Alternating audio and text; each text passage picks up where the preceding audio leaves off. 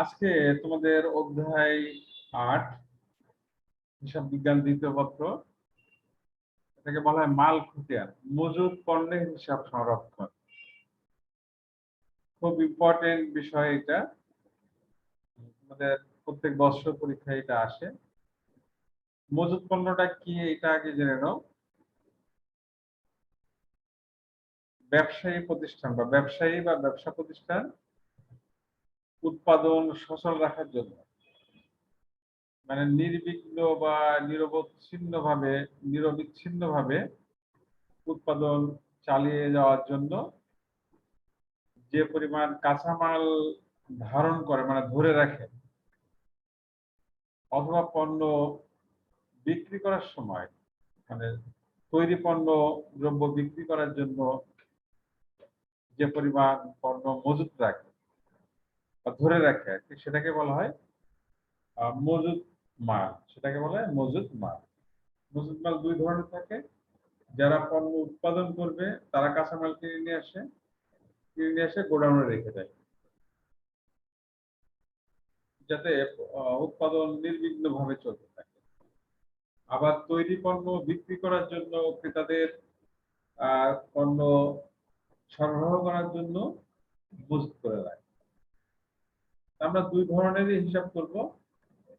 একটা হচ্ছে কাঁচামালের মজুদের ব্যাপারটা আমরা দেখব, আবার তৈরি দ্রব্য পণ্য বিক্রি করার জন্য বা ধরে রাখার জন্য যে ব্যয় হবে সেই ব্যয়টা হিসাব সংরক্ষণ করা হবে। এখানে মজুদ হিসাব সংরক্ষণের জন্য দুইটা পদ্ধতি ব্যবহার করা হয়। একটা হচ্ছে নিত্য মজুদ প্রণালী, তোমাদের জাবেদায় যেটা করানো হয়েছিল নিত্য মজুদ প্রণালী,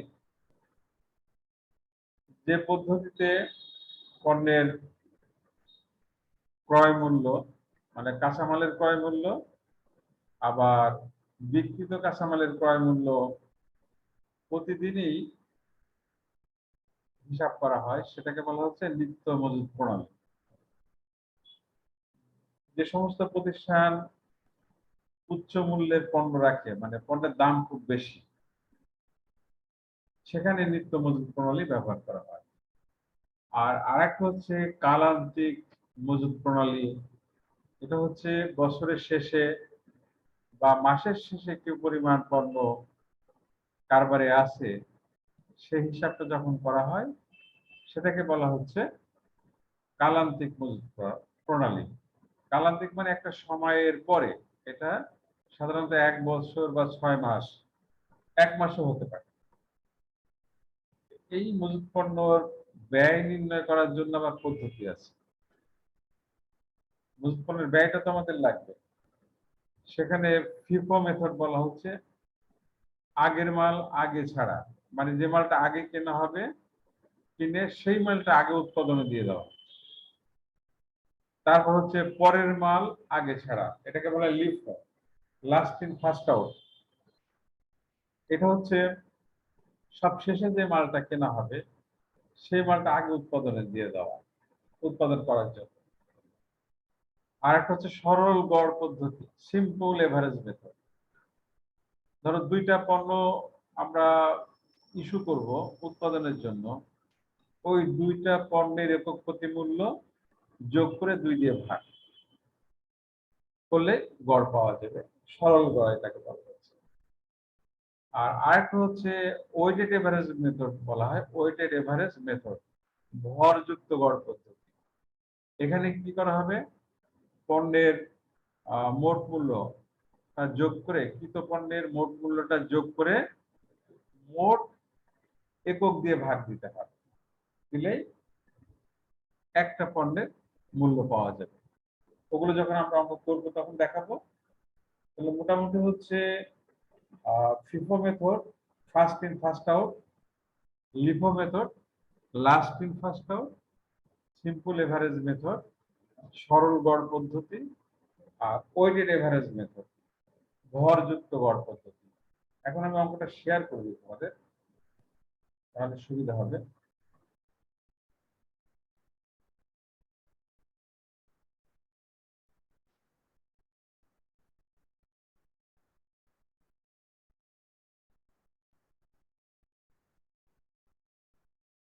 দেখতে পাচ্ছ এখন? তোমাদের এখানে এইচএসসি পরীক্ষা 2022 পুনর্বিন্যাসকৃত পাঠ্যসূচি হিসাব বিজ্ঞান দ্বিতীয় পত্র অধ্যায় 8 মজুদ পণ্যের হিসাব রক্ষণ পদ্ধতি। ইংলিশে বলা হচ্ছে অ্যাকাউন্টিং ফর ইনভেন্টরি। এখানে আমাদের মাল খতিয়ান তৈরি করতে হবে আর বিল কার্ড। মাল খতিয়ানকে বলা হচ্ছে স্টোর লেজার। তাহলে আমরা একটু দেখে নিই কি কি আছে এখানে। প্রথমে কাঁচামাল, এটা কি আমাদের আগে জানতে হবে। প্রত্যাশিত পণ্য বা সেবা উৎপাদন করার জন্য যে দ্রব্য ব্যবহার করা হয় তাকে কাঁচামাল বলে। কাঁচামালকে প্রত্যক্ষ কাঁচামাল এবং পরোক্ষ কাঁচামাল এই দুই ভাগে ভাগ করা হয়। যে কাঁচামাল উৎপাদনের সাথে সরাসরি যুক্ত তাকে প্রত্যক্ষ কাঁচামাল বলে। যেমন আটা উৎপাদনের জন্য গম হলো প্রত্যক্ষ কাঁচামাল। আবার যখন চিনি উৎপাদন করা হয় আখ হচ্ছে প্রত্যক্ষ কাঁচামাল, আখ বা ইক্ষ। আর যে কাঁচামাল উৎপাদনের সাথে সরাসরি যুক্ত না থেকে উৎপাদন কাজে সহায়তা করে তাকে পরোক্ষ কাঁচামাল বলে। যেমন অফিস স্টেশনারি। স্টেশনারি বলতে এখানে অফিসের প্রিন্ট করার জন্য যে কলম লাগবে, কাগজ লাগবে। এখানে প্রিন্ট করার জন্য তো কাগজ লাগবে, কালি লাগবে। আবার লেখালেখি করার জন্য কাগজ লাগবে, আবার কলম লাগবে। এই স্টেশনারিটা সরাসরি কিন্তু উৎপাদনের কাজে যাচ্ছে না, কিন্তু উৎপাদন করতে সে সহায়তা করছে পরোক্ষভাবে। মজুদ কাঁচামাল, একটি প্রতিষ্ঠান উৎপাদন প্রক্রিয়া সচল রাখার জন্য যে পরিমাণ কাঁচামাল এবং ক্রেতার নিকট বিক্রয়ের জন্য যে পরিমাণ পণ্যদ্রব্য ধারণ করে তাকে মজুদ কাঁচামাল বলে, যেটা আমি তোমাদের কিছুক্ষণ আগেই প্রথমে আলোচনায় বলে নিয়েছি। মাল খতিয়ান, স্টোর লেজার ইংলিশে বলা হয়। মূল্য ও পরিমাণ সহ মালের প্রাপ্তি, ইস্যু ও মজুদের পরিমাণ দেখিয়ে যে বিবরণী প্রস্তুত করা হয় তাকে মাল খতিয়ান বলে।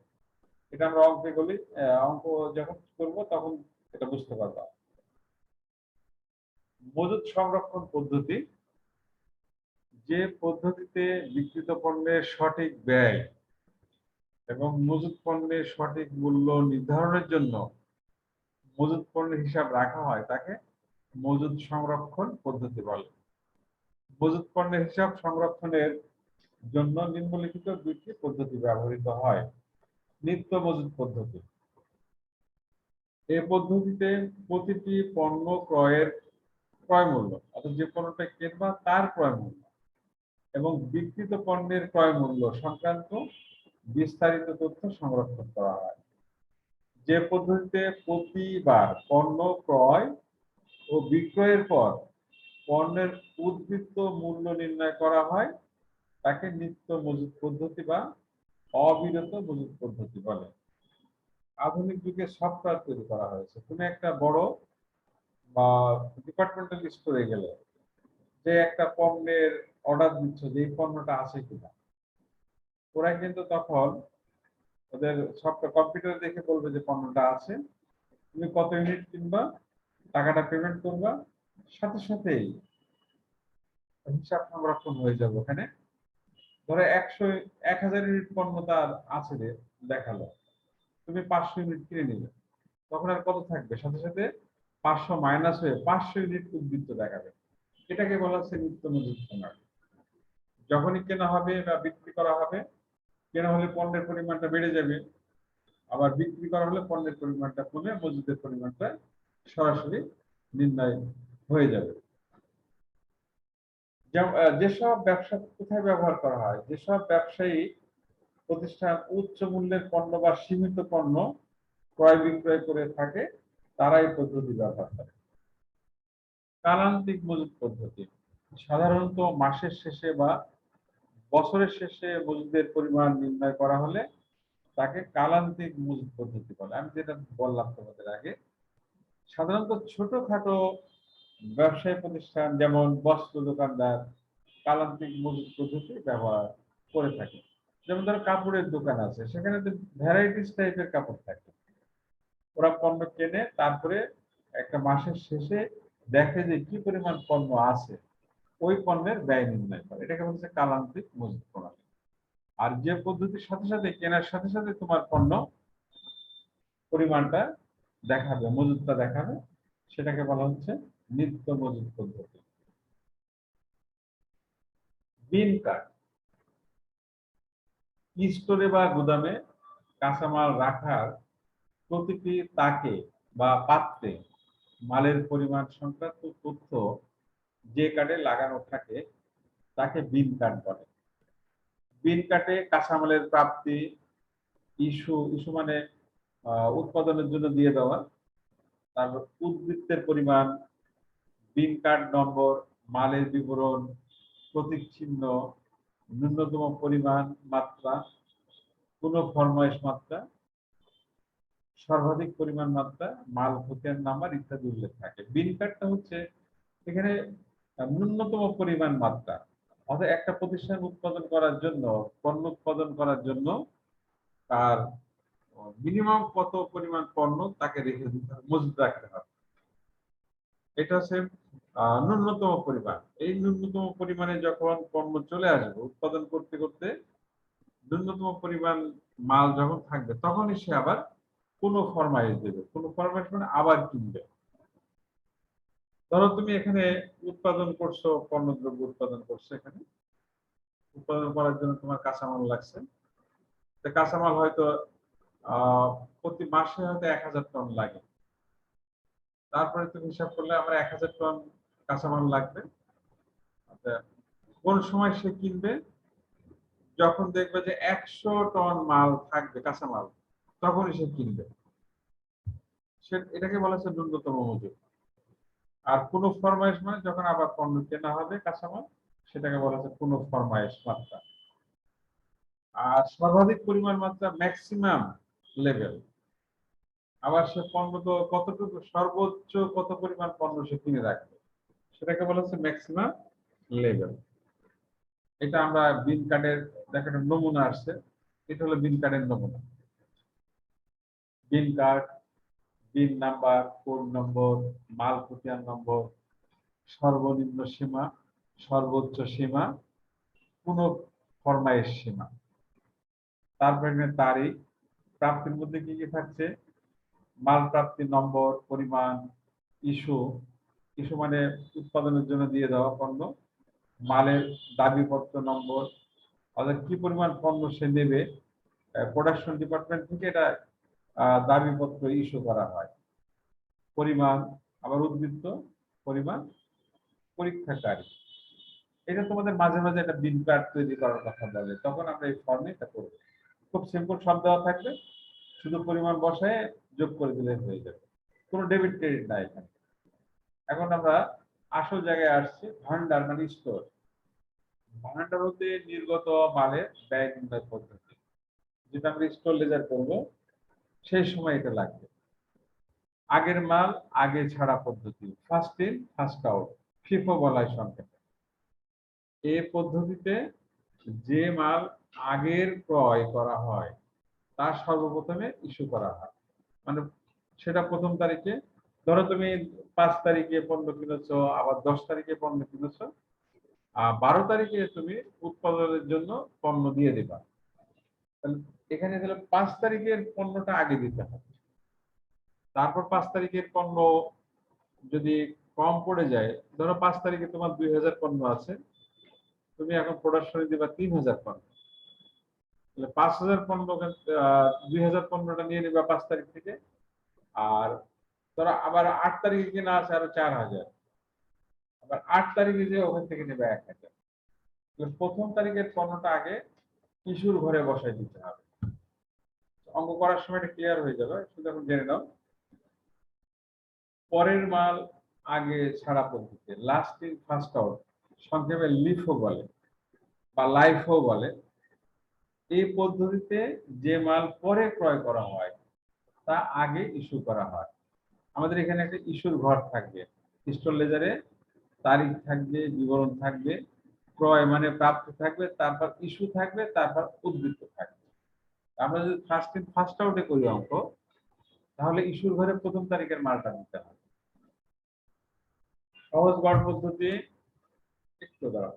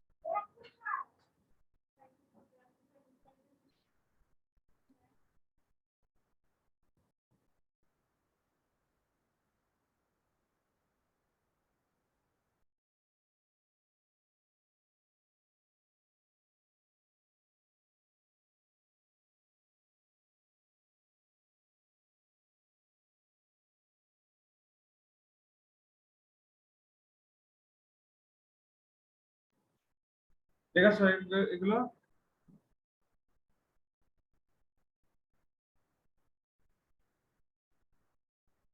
হ্যাঁ নাজমুল, ওসব এগুলো দেখছো তোমরা? जी सर। जी सर। আর তারপরে এখানে একক প্রতি মোট ক্রয় মূল্য সিম্পল এভারেজ মেথড, যেটা বললাম তোমাদের মোট ক্রয়ের সংখ্যা, ভরযুক্ত গড় পদ্ধতি ওয়েটেড এভারেজ, হ্যাঁ, মোট ক্রয় মূল্য ভাগ মোট একক। এখন মূল অঙ্কে আসে। একটা ফর্ম দেখতে পাচ্ছ না? जी सर। তিতাস লিমিটেড মাল খতিয়ান হিসাব, এইটা আমাদের করতে হবে।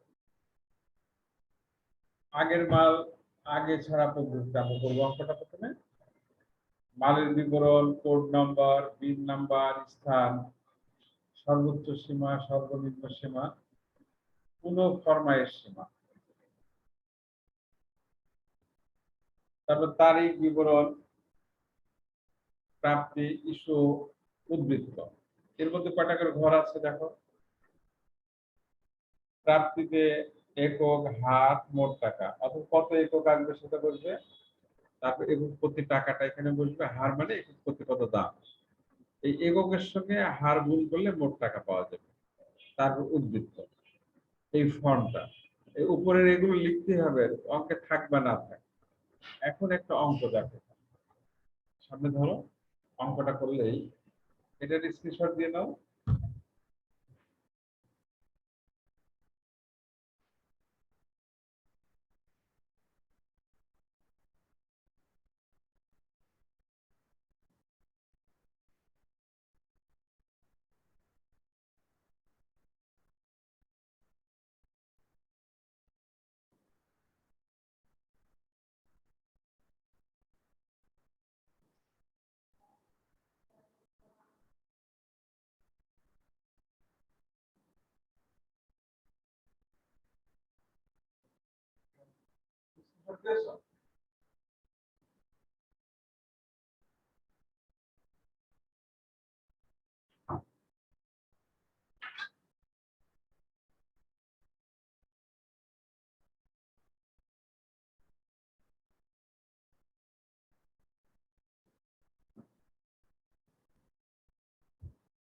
অনন্যা ফ্যাশন হাউসের নিম্নের তথ্যাবলী হতে আগের মাল আগে ছাড়া পদ্ধতিতে মাল খতিয়ান হিসাব প্রস্তুত করা। 2021 জুন 1, প্রারম্ভিক উদ্বৃত্ত 100 একক, প্রতি মূল্য 5 টাকা। 4, ইস্যু 60 একক, ক্রয় 80 একক, একক প্রতি মূল্য 6 টাকা। তারপরে ইস্যু 40 একক, ক্রয় 30 একক, একক প্রতি মূল্য 7 টাকা। ক্রয় 200 একক, একক প্রতি মূল্য 8 টাকা।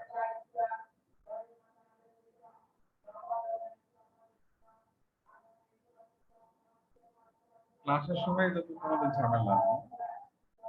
তারপর ইস্যু 250 একক, ক্রয় 80 একক, একক প্রতি মূল্য 10 টাকা। এই হলো অঙ্কটা। এইটা আমরা কিভাবে সাজাবো? চলো মালপত্র হিসেবে যাই। প্রারম্ভিক উদ্বৃত্ত, একক প্রতি মূল্য,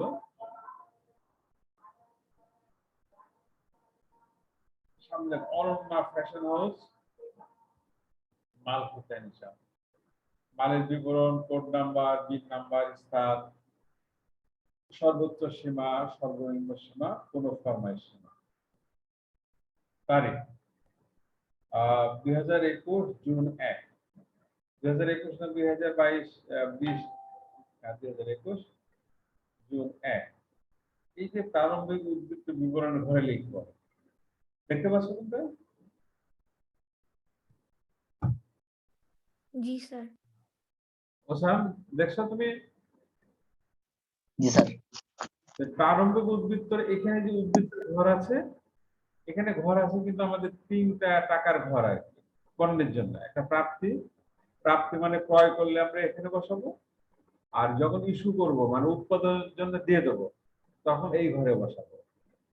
আর এটা হলো উদ্বৃত্তের ঘর, পণ্যের যে পরিমাণ ইস্যু করা হবে না সেটা এখানে আসবে। প্রথম হচ্ছে যে প্রারম্ভিক উদ্বৃত্ত সরাসরি দেখো 100 একক আছে 5 টাকা করে, গুণ করলে 500, সরাসরি উদ্বৃত্তের ঘরে বসবে। এটা ক্রয়ের ঘরে বসবে না, কারণ প্রাপ্তির ঘরে বসবে না। ক্রয় যেগুলো লেখা থাকবে সেগুলো প্রাপ্তির ঘরে বসবে। 4 তারিখে দেখো ইস্যু আছে আমাদের।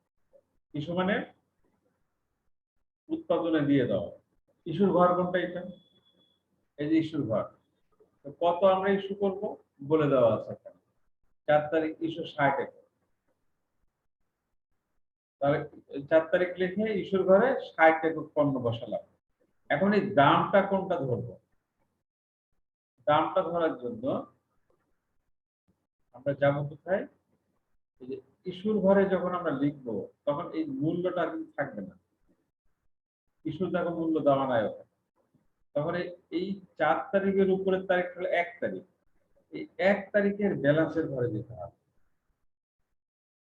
এই যে ব্যালেন্সের ঘরে গেলাম, এখানে 5 টাকা দাম দেওয়া আছে, একটা দামই আছে। এই 5 টাকা আমরা লিখবো, এখানে নিয়ে এসে 60-এর সঙ্গে 500 গুণ করলে 300 টাকা। এখন এই ইস্যুর ঘরে পণ্য বসানোর সাথে সাথেই এই উপরের থেকে বাদ দিয়ে নিচে নামাতে হবে। 100 থেকে আমরা নিয়ে গেছিলাম 60, 100 থেকে 60 বাদ দিলে থাকবে কত? 40। আর দামটা যেটা আছে সেটা লিখবা, আর এই 40-এর সঙ্গে 5 গুণ করলে 200 টাকা। তাহলে ইস্যু মানেই এটাকে বিক্রি বলা হচ্ছে, ব্যালেন্স থেকে বাদ চলে যাবে। এখানে একটা পণ্যই ছিল 1 তারিখে, একাধিক পণ্য নাই, সেই জন্য যে পণ্যটা থাকবে সেই দামটা এখানে নিয়ে আসতে হবে। এটা সম্পর্কে আমাকে একটু বলো, তোমরা কি ক্লিয়ার? এটা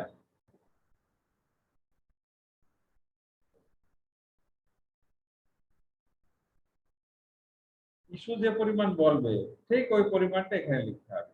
দামটা কোথা থেকে নিতে হবে? যে তারিখ ইস্যু করবে তার উপরে উদ্বৃত্তের ঘরে যাই, উদ্বৃত্তের ঘরে গেলাম, 5 টাকা দাম আছে, 5 টাকা দাম লিখতে গুণ করে 60 কে 5 দিয়ে গুণ করলে 300। 100 থেকে এখন 60 বাদ দিয়ে দিলাম, কারণ 100 থেকে আমরা 60 এখানে নিয়ে আসলাম, থাকলো হলো 40, 5 দিয়ে গুণ করে 200। এটার নাম হলো ব্যালেন্স বলা হয়। এটার নাম হলো, এটা বসানোর পরে এখন তো এই অবস্থায় থাকলো। 4 তারিখে আমরা নিচে নামাই ফেললাম, এটাও ব্যালেন্স আমাদের। এখন 6 তারিখে আবার পণ্য কেনা হবে। 6 তারিখে ক্রয় 80 একক, একক প্রতি মূল্য 6 টাকা। তাহলে এই 6 তারিখ কোথায় লিখবো? এই যে এখানে এই 4 তারিখে যখনই ক্রয় হবে তার উপরে যেটা থাকবে নিচে নামাই নিতে হবে। 4 তারিখে আছে আমাদের পণ্য, এই ব্যালেন্সের ঘরে আছে 40 টাকা নামাতে হবে। অর্থাৎ আমরা যখন আবার কিনবো 6 তারিখে আসবো, তখন এখানে এই জায়গাটা খালি রাখতে হবে, এটা ব্যালেন্সটা না হবে, না হয়ে এখন এই উপরের যে 40 একক আছে এখানে নামাতে হবে। দাম হলো 5 টাকা করে, 200 টাকা। তারপর ক্রয়টা যেটা হলো 80 একক ক্রয় হলো। এখন এই 6 তারিখের ঠিক 6 তারিখ দেখে ক্রয়টা এই এই প্রাপ্তির ঘরে লিখবা। 80 একক 6 টাকা করে, 6 48 480 টাকা। এখন এই ক্রয়ের ঘরে যে পণ্যটা আছে কোথায় বসাবা? সবার নিচে বসাতে হবে। এই যে এখানে। কারণ হচ্ছে উপরে যে পণ্যটা ছিল 1 তারিখে, এখানে ছিল 40, উপরের পণ্যটাকে নামাতে হবে নিচে, টাকাটাও নামাতে হবে, তারপর যেটা ক্রয় করবা ক্রয়ের ঘরে বসাবা, ওই নিচে এটা পুরোটাই বসাই দেবা। এটুকু কি বুঝতে পারছো? जी सर। হোসেন, জি স্যার। পরে আরো দেখি আমরা। অঙ্কটা আমি তোমাদের শেখানোর জন্য তৈরি করেছি, পরে তোমাদেরকে বোঝানো হচ্ছে এখানে।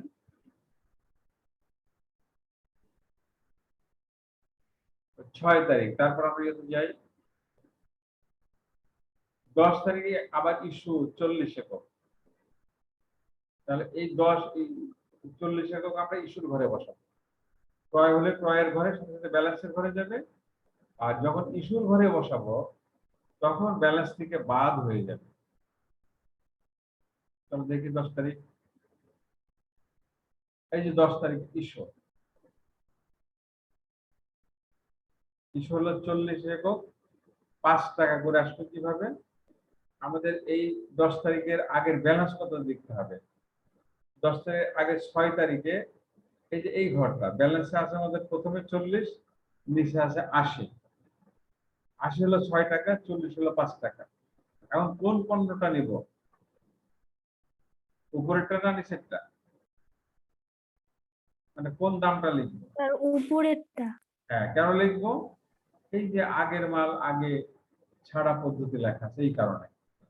যদি এখানে বলতো পরের মাল আগে ছাড়ো, তাহলে আমরা নিচেরটা নিতাম। এটা তো পরে আসছে। তাহলে আগের মাল আগে ছাড়া বললেই ব্যালেন্সের ঘরে প্রথমে যে পণ্যটা থাকবে সেটা তুমি ইস্যুর ঘরে নিয়ে যাবা। আমাদের 40 ইস্যু করতে হবে, 40 একক পণ্য এখানে আছে। তা আমি 40 একক নিয়ে আসলাম, 5 টাকা করে, 200। তাহলে এখানে আমাদের উপর ব্যালেন্স থেকে মাইনাস হয়ে যাবে। এখানে 40টা নিয়ে গেলাম, তাহলে 40 কাটাকাটি হয়ে গেল, এটা থাকলো না। থাকলো কোনটা? 80 আর 6 টাকা করে। তাহলে এইটা আমাদের ব্যালেন্সের ঘরে থাকবে। এখন দেখো 80 আর 6 টাকা করে 480 টাকা পণ্য থাকবে। 10 তারিখে ব্যালেন্স থাকলো শুধু একটা 80, 6 টাকা করে 480। 12 তারিখে যাও। 12 তারিখে বলছে আবার ক্রয়। ক্রয়টা আমরা ক্রয়ের সময় মূল্য দেওয়া থাকবে, কিন্তু ইস্যুর সময় মূল্য দেওয়া থাকবে না। তাহলে এই ক্রয়টা কোথায় দেখাবো? ক্রয়ের ঘরে, তাই তো? বিবরণের ঘরে লিখবো ক্রয়, ক্রয়ের ঘরে এককের নিচে বসাবো 30, আর হারের ঘরে 7। 30 কে 7 দিয়ে গুণ করলে 210 টাকা। এই 210 টাকা পণ্য আবার সাথে সাথে ব্যালেন্সের নিচে দিয়ে পড়বে। দেখো 12 তারিখে ক্রয়। তাহলে যখনই তুমি ক্রয় লিখবা উপরেটা নিচে নামাই নিবা।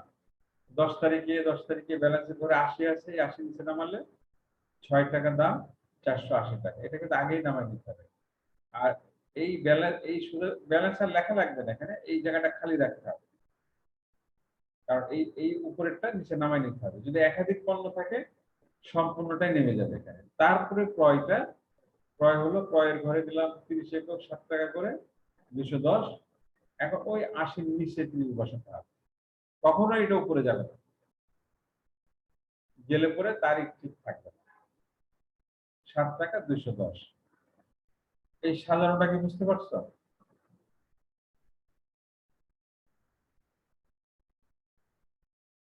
তাহলে যখন ক্রয় করবা উপরেরটা নিচে নামাই নিবা, তার নিচে ক্রয়টা বসাই দিবা। আর যখন ইস্যু করবা ব্যালেন্স থেকে মাইনাস করে নিচে নামাবা। 18 তারিখে দেখো আরেকটা ক্রয় আছে আমাদের, তাহলে 200। এখানে কিন্তু ফাঁকা রেখে দিলাম আমরা। এখানে আমাদের থাকছে কত? 80 আর 30, ক্রয় এসে গেল। তাহলে 80 নামাই নিতে হবে, 30ও নামাই নিতে হবে। 80 নামালাম আমরা এখানে, এখানে দিলাম, আর 30 নামালাম নিচে।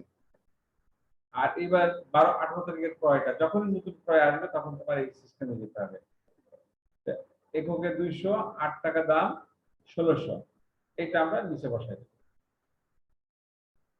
ক্রয়ের নিয়ম হলো এইটা। হ্যাঁ, তারপরে 25 তারিখে ইস্যু আছে তোমার, যেখানে কত ইস্যু আছে,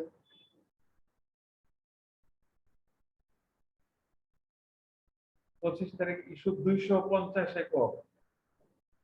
এখন আমাদের 18 তারিখের ব্যালেন্সটাকে দেখতে হবে।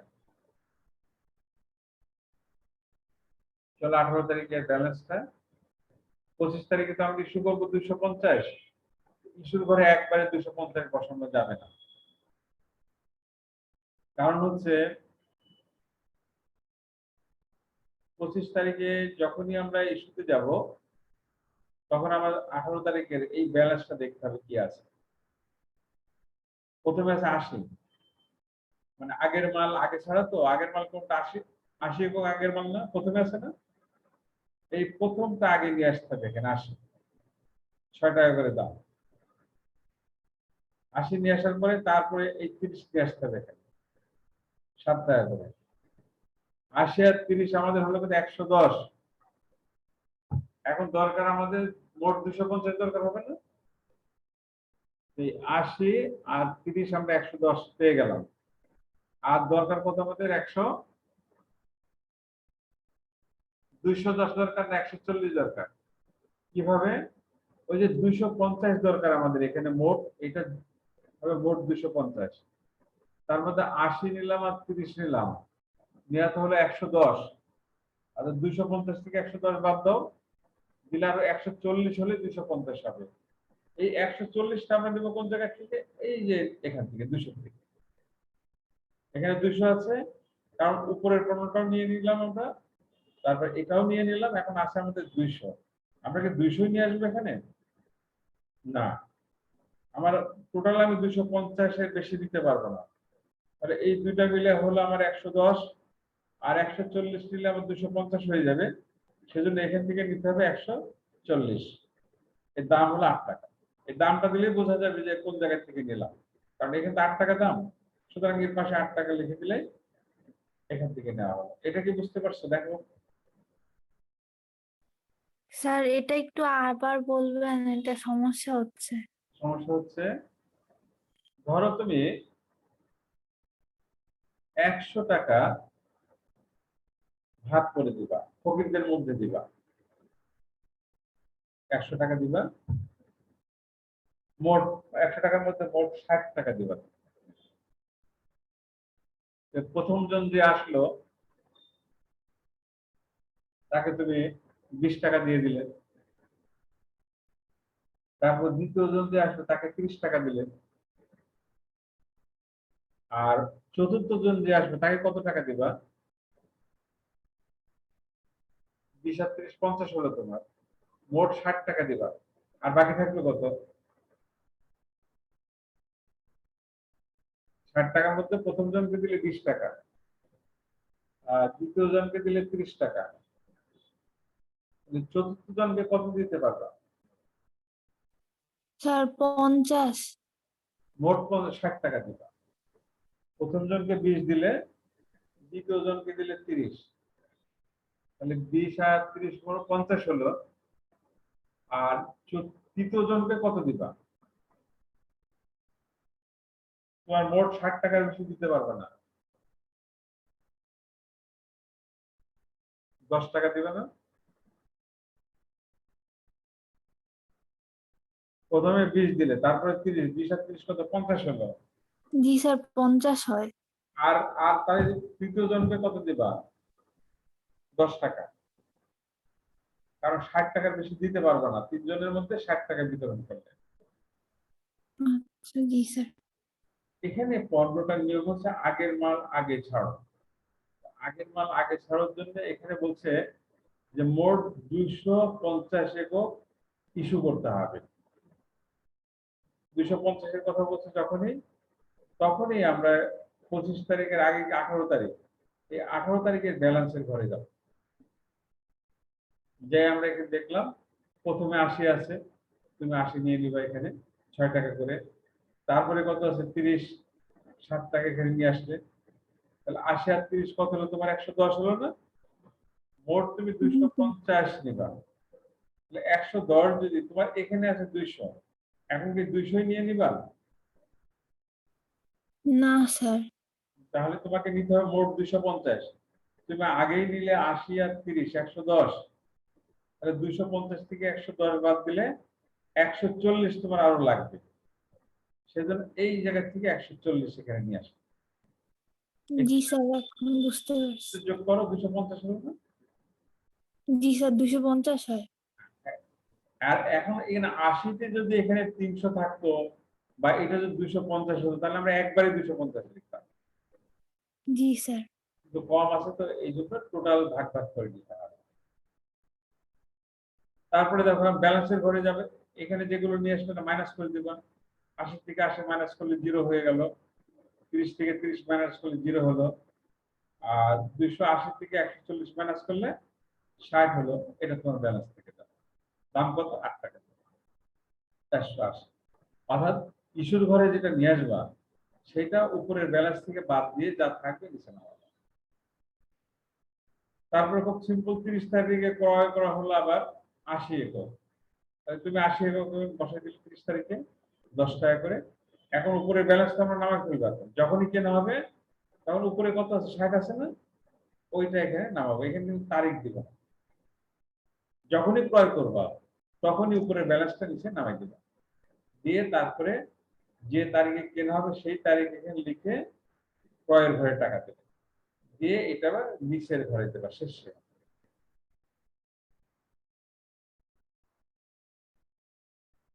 কেমন মনে হচ্ছে ওসাম? জটিল? স্যার ছকটাই স্যার সমস্যা। ছকটা মুখস্থ করবা, কোনো সমস্যা না। মানুষের কাছে এগুলো কোনো ব্যাপারই না।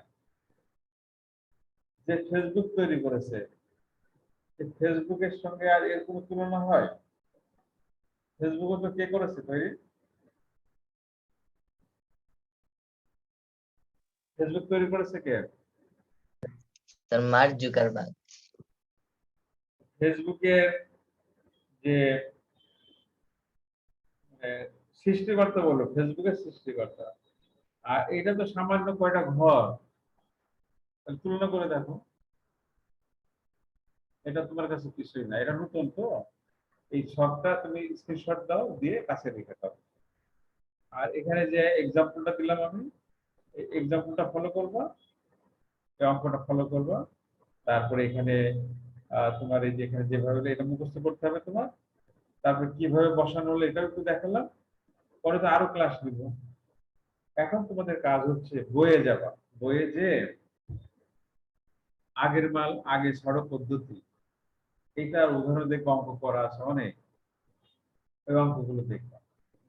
এর ভিতরে আরো বিষয় আসবে, মূল কাঠামোটাই এটা। ভয় পাওয়ার কিছু নাই, হতাশ হবে না। পরের ক্লাসে দেখবা যে অনেকটা ক্লিয়ার হয়ে গেছে। নিজেরা একটু বইটা পড়ো, তাহলে আরো ক্লিয়ার হয়ে যাবে। তাহলে আজকে এই পর্যন্ত শেষ করি, ইনশাল্লাহ আবার কালকে দেখা হবে। ভালো থেকে, মোটামুটি তো বুঝতে পেরেছো?